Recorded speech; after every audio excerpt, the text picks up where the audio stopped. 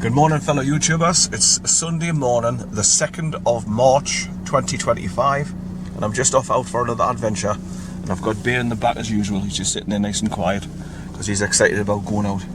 I've just pulled up at my usual spot there at my local post office because I've got the big beams on the top of the shop there that lights up everything. So I can see what I'm doing, recording, topping up my batteries of my Digi-Power battery and my GoPro 8 for to do my time lapse when I get there. And today's journey is going to take us to the Coquet Valley, basically. And then I'm going up the Alwyn Valley from Alwynton area. So I've got to go through Rothbury, eventually go past through Alwynton village, then turn right to go up past Clennell Hall Outdoor Centre and the caravan site, and then just drive over the stone track over 4 road bridges and then park up after the 4th one as usual, turn the car around and face it back the way I came into the village, the valley, sorry. So I wanted to go back because I've done a circular walk there before to go up past what you call MILKHOPE Cottage. So I'm going to be doing a circular walk I've done before, but I'm going to do it in the reverse way. So I'm going to go up past MILKHOPE Cottage, right across the top of the valley, right to the far end as far as you can get, and then double back on myself. So it's a circular walk back to the car. So that's my planned journey. I haven't been out for a few weeks because I've been desperately trying to find a pair of boots that fits perfectly all round, because my left foot's got bigger toes, and I found it very, very difficult to get a pair of boots that'll fit where my little toes on my left foot aren't getting squashed up on my big toe, hitting the toe caps. It's been a nightmare, but I finally got a pair YDS Swift Temperate Aircrew boots, size 11, and I take a 9. That'll tell you how bad it's been. But I've got a pair of boots on now. I've got me leg gaiters on, so I'm all set, ready to go, and excited about getting out there and going somewhere in the countryside for a hike again.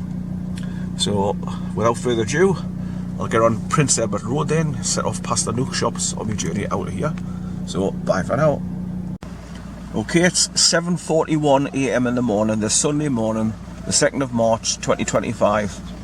I've done 58.3 miles from South Shields, and I've come all the way up the Alwyn Valley. It's quiet, and I've drove over the 4 road bridges as usual to get to this one, to the metal steel bridge that they built across the river to help the Forestry Commission big trucks get across it easy. And now I'm going to be locking up the car after setting up my time lapse, and then walking up the road behind us to go towards quiet MILKHOPE Cottage. And then I'm going to go up round past it, go right to the top of the valley, pretty much as high as you can go, and I'm going to do a circular route to come back towards the car through the forestry. Obviously there's loads of trees chopped down now though, so it's not as picturesque as it used to be, but the weather's quite fine now. There's none of that, I'm frightened to say it, wet stuff, no fine drizzle. So I've just got to set up my time-lapse camera in the windscreen there now. But it's just a pleasant, easy drive up here. Like I say, it's 7:42 AM Sunday morning, the 2nd of March already. 2 days to go for my 65th birthday. I'm not looking forward to that. 2 days time, 65, retirement age, but never mind. Right, so I'll bring it back further down the line when I get all set up and set my camera away, lock up the car and get the dog out on his leader. Right, so bye for now. Okay, it's 7:56 AM in the morning, this Sunday morning, the 2nd of March 2025. I've done 56.7 miles from South Shields to get to here. So I've turned right just before you hit Alwynton village to come along past Clennell Hall, the starter caravan site and the car parking space that the farmers use.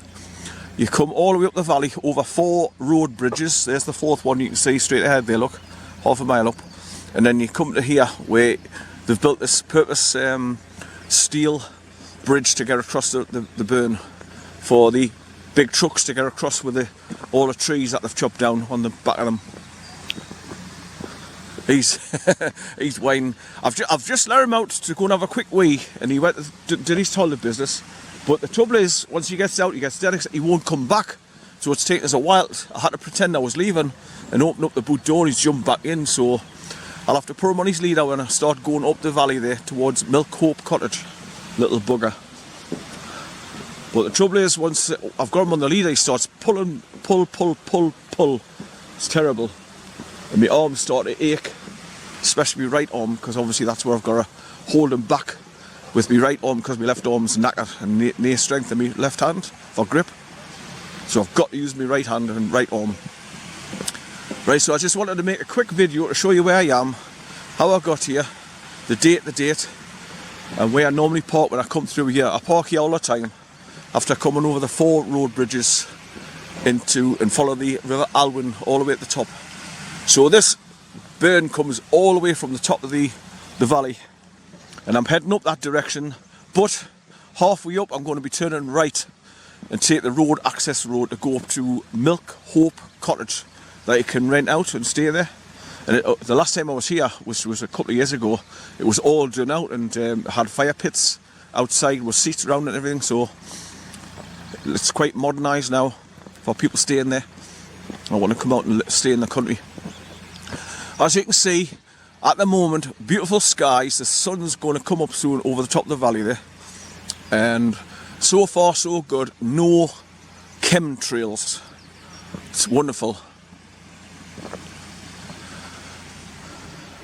So for a change, it's nice blue skies instead of silvery grey, blotted out the sun through chemtrails.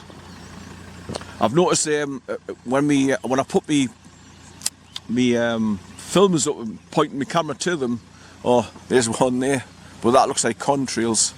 You can soon tell the difference between chemtrails and contrails, because contrails disappear. They disappear within seconds of coming out the back of a plane, because it's just ice crystals, cold, and it melts straight away, so it disappears. But chemtrails, they stay in the sky for hours on end, and they just spread out and start covering the sky and blotting out the sun.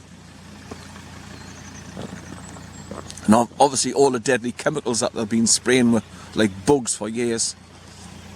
Right, so I've set up my time-lapse camera while I always leave the engine running a while, so it's charging up my DigiPower battery, which is then plugged into my GoPro 8 for to do the time-lapses. And I leave the engine running, so it's charging up the GoPro, both batteries at the same time while it's recording. So if all else fails, I've still got a bit of a time-lapse showing you where I am and pointing up the valley there where I drove in from.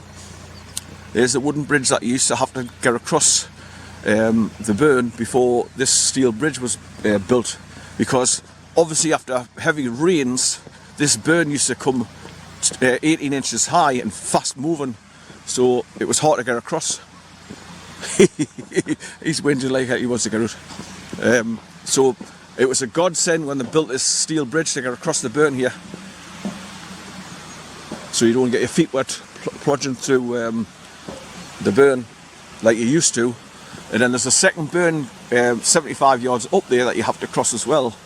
So some people go over the wooden bridge there, walk along the edge of the road there where they've cut all the trees down, so yeah, it's a right assault course to get past all the bits of trees, and it's swampy over there as well. And then it takes you out to the second ford there where you've got to get across, and that's the way up to Whiteburn Shank Cottage, where I normally go up that valley as well. It's a lovely walk.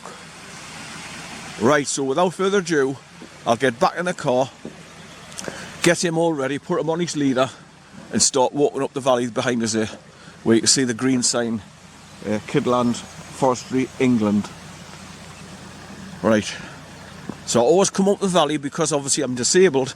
I get fatigued very quickly, so I cannot walk very far now, and obviously I'm coming up to 65 soon, so I'm no spring chicken anymore. So it's a godsend when you can come close to your location and cut your walking distance.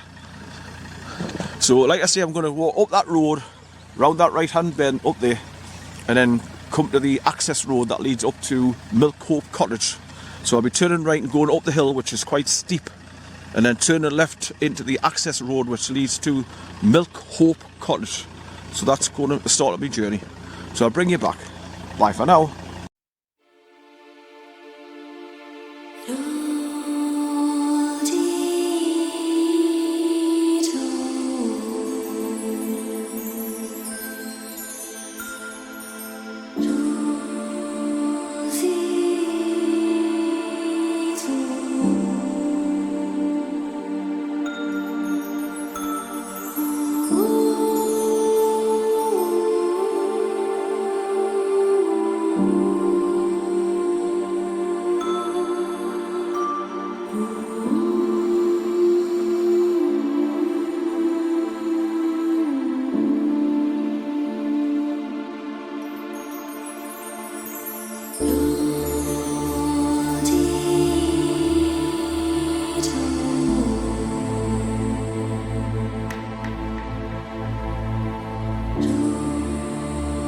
see.